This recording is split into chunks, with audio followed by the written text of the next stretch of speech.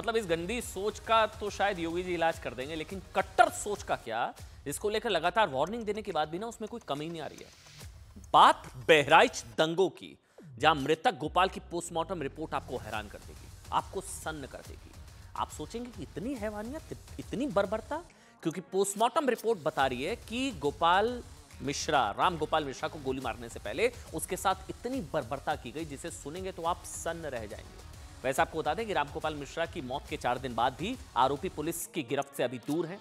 मामले में शासन और प्रशासन की तरफ से अब तक क्या कुछ किया गया और क्या किया जा रहा है, इसको मैं आपको साथ ही फरार आरोपियों के बारे में भी एक बड़ी खबर मैं आपको दूंगा।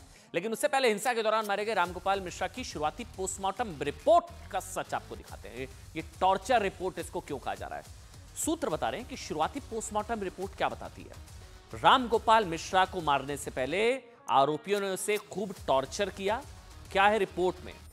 पोस्टमार्टम रिपोर्ट में रामगोपाल मिश्रा के शरीर पर छर्रे के 25 से 30 निशान मिले हैं। ठीक, नंबर 1। नंबर 2, ये सारे निशान और घाव चेहरे से लेकर सीने तक मिले। रामगोपाल मिश्रा, आपको मैं याद दिला देता हूं हुआ क्या था। ये विसर्जन का जुलूस निकल रहा था, कथित मुस्लिम इलाका, मुस्लिम गली, मुस्लिम घर के सामने से गुजरा, कुछ विवाद हुआ, पत्थर चले, कहा गया कि इसने संभव को डीजे पर कोई गाना बजा दिया, थोड़ा विवाद हुआ, फिर इसकी गोली मारकर हत्या कर दी गई थी गोपाल मिश्रा। अब आ रहा है कि इसको गोली मारने से पहले इसको टॉर्चर किया गया। इसके रिपोर्ट में रामगोपाल के पैर में चोट और घाव के गहरे निशान मिले हैं, जो इस बात की तरफ इशारा करते हैं रामगोपाल की मौत से पहले उसे बेरहमी से घसीटा गया, पीटा गया, बर्बरता की गई। रिपोर्ट में दोनों पैरों के अंगूठों के पास चोट के निशान मिले हैं।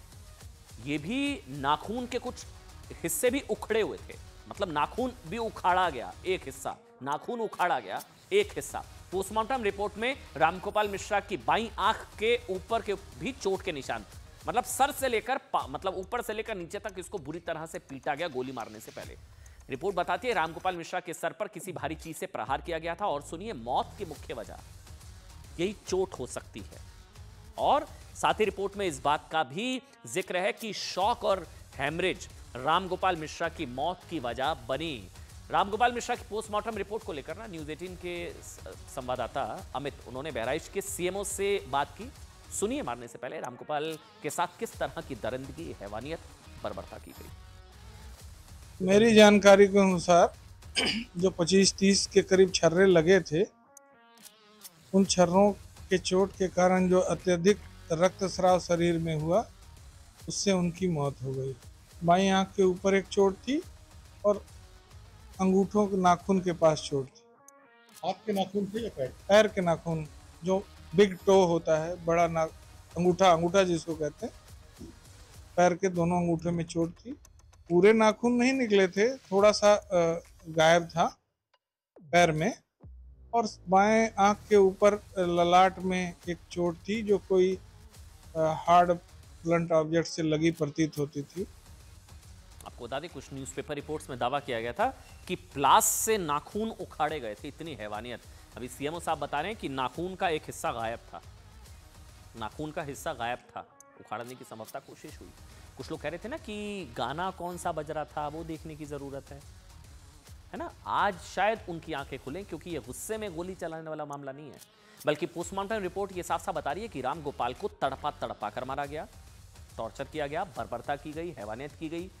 ये कोई अचानक हुई फायरिंग, गुस्से में फायरिंग होगी, गाना गलत बज रहा था, फायरिंग कर दिया, ऐसा नहीं था। पूरे प्लान्ड तरीके से, मतलब सोचिए, बहुत ही सोच समझकर बेरहमी के साथ संभवतः रामगोपाल की हत्या की गई।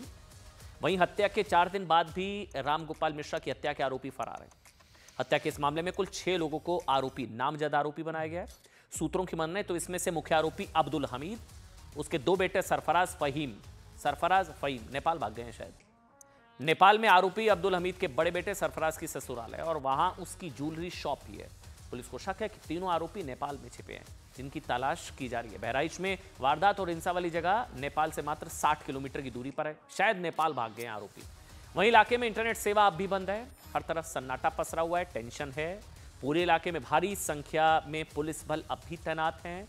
कुल 3 एफआईआर दर्ज की गई हैं। 3 एफआईआर, 50 आरोपियों की गिरफ्तारी हो चुकी है। इसके साथ ही इलाके के सर्कल ऑफिसर, थाने के इंस्पेक्टर, चौकी इंचार्ज को सस्पेंड किया जा चुका है। और इस पूरे मामले को लेकर सियासत अलग से बहराइच को लेकर हो रही है।